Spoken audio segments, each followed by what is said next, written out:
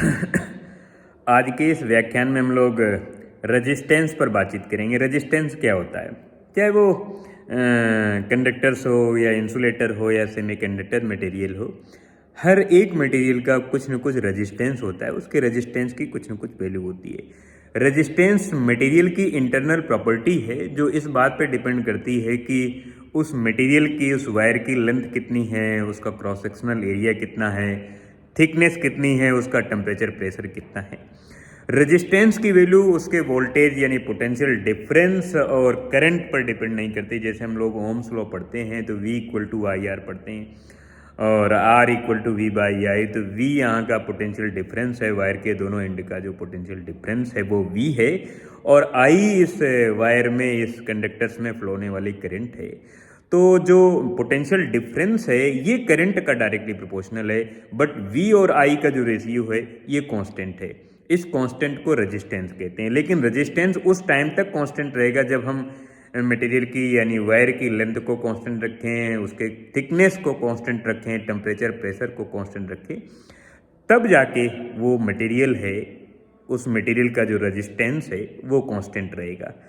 अगर हम लोग इनमें से किसी एक को चेंज कर दें, चाहे लेंथ को या थिकनेस को या टेम्परेचर प्रेशर को, तो रेजिस्टेंस चेंज हो जाएगा।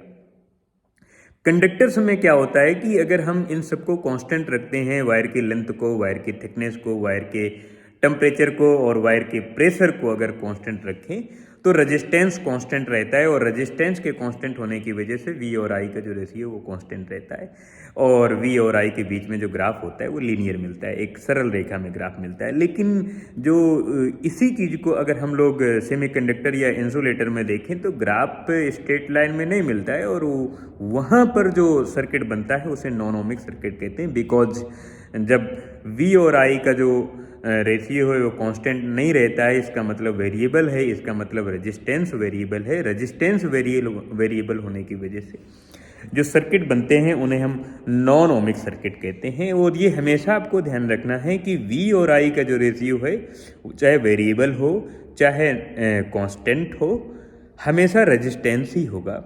रेजिस्टेंस वेरिएबल हो सकता है, रेजिस्टेंस कांस्टेंट हो सकता है, लेकिन V और I का जो रेशियो है वो हमेशा रेजिस्टेंस ही रहेगा। रेजिस्टेंस फिक्स हो सकता है यानी कांस्टेंट हो सकता है या वेरिएबल हो सकता है। तो रेजिस्टेंस मटेरियल की इंटरनल प्रॉपर्टी है जो फ्रिक्शन का काम करता है, यानी इलेक्ट्रॉन के मोशन का अपोज करता है। जो काम फ्रिक्शन का काम होता है वही काम रेजिस्टेंस का होता है। तो रेजिस्टेंस एक तरह का फ्रिक्शन होता है।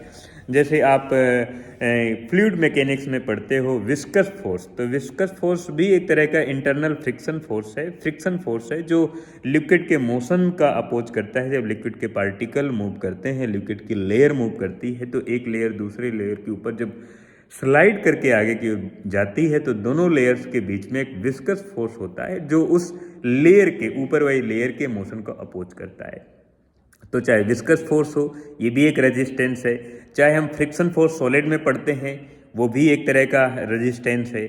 और रेजिस्टेंस को तो रेजिस्टेंस कहते ही हैं, चाहे वो इम्पीडेंस हो। LCR सर्किट में कई तरह के रेजिस्टेंस पढ़ते हैं। ये सभी रेजिस्टेंस के अलग अलग वैरायटी हैं जो मटेरियल की इंटरनल प्रॉपर्टी को प्रेजेंट करते हैं।